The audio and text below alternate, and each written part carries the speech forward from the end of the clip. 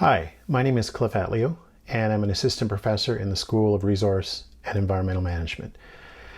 I'm an Indigenous professor. I have been working here since 2016, and I am Nuu-chah-nulth on my father's side from the community of Ahousaht on the west coast of Vancouver Island, and I'm Tsimshian on my mother's side from the communities of Kitsilas and Kitsim-Kalem up on the Skeena River on BC's northwest coast.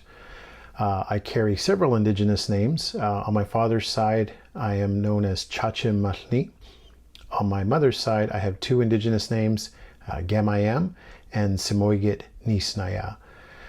I teach REM 207, course code 2755, Indigenous Peoples and Resource Management.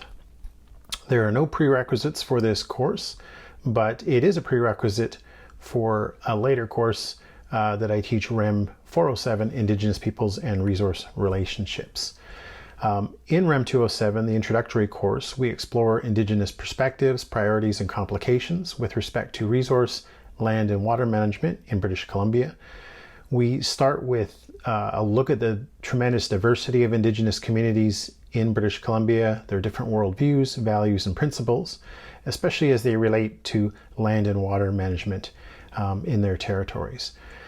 We then seek to understand the complexities of resource management within the context, or often what I like to describe as lenses, through the lenses of environmental politics, which has been very prominent in British Columbia's history, also settler colonialism, and neoliberal capitalism.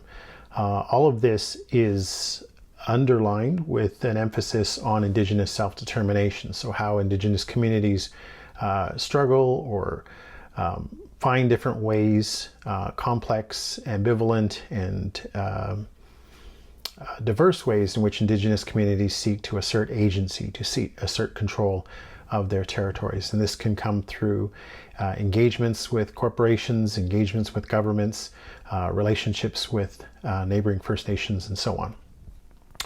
Students will gain some insight into these complex issues, and we look at several case studies in BC from different resource sectors, particularly things like oil and gas development, so oil sands, pipelines, natural gas fracking, and so on, both opposition to and support for by Indigenous communities in these types of projects.